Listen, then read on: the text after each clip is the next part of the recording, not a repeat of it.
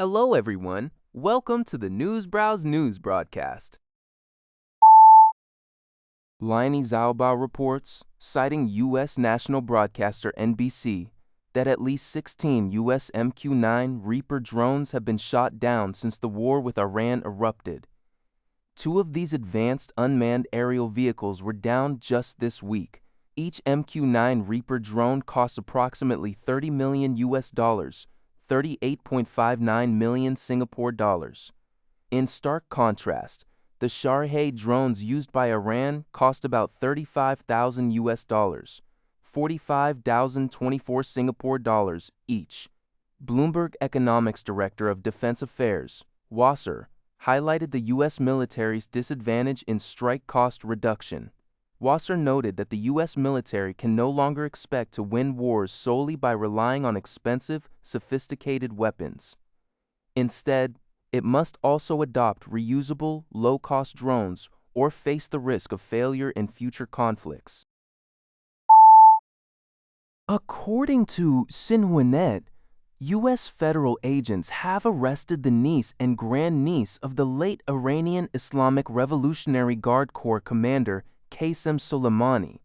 The arrests occurred after Secretary of State Marco Rubio revoked their permanent resident status, commonly known as green cards. Hamideh Soleimani Afshar and her daughter are currently in the custody of U.S. Immigration and Customs Enforcement. The decision to revoke their residency status directly led to their apprehension.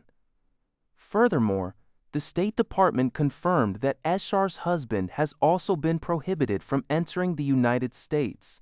This development marks a significant move concerning individuals connected to the high-profile Iranian general, who was killed in a U.S. drone strike in 2020.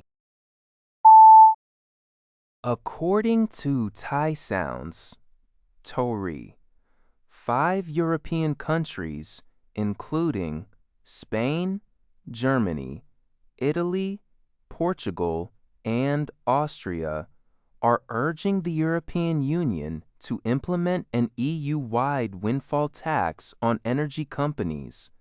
This initiative comes in response to the significant surge in international oil prices, a direct consequence of the ongoing conflict between the United States and Israel against Iran, which has lasted over 5 weeks.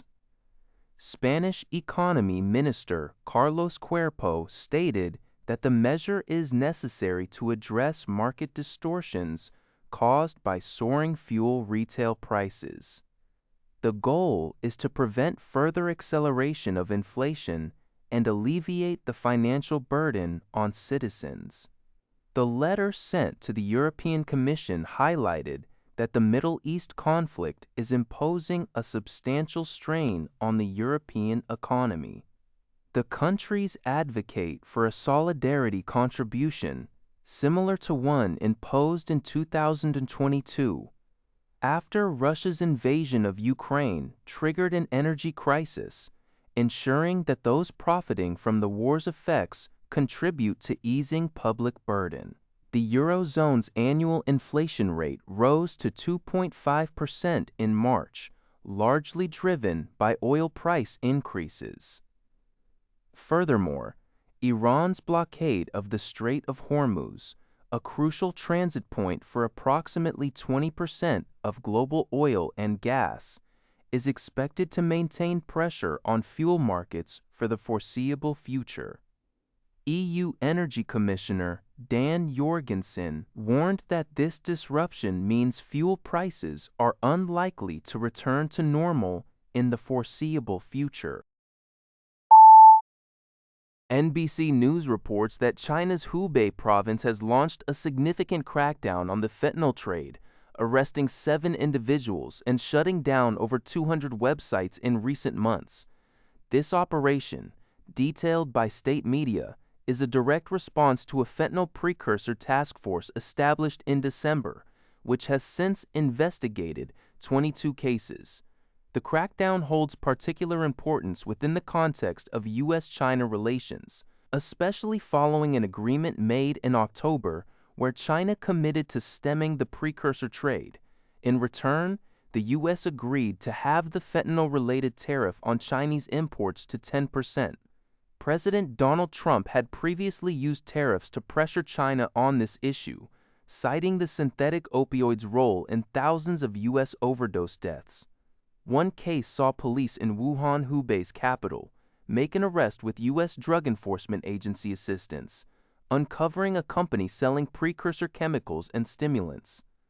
The announcement also comes as President Trump postponed a planned trip to China due to the Iran war. That's all for this video. Thank you for watching. See you in the next video.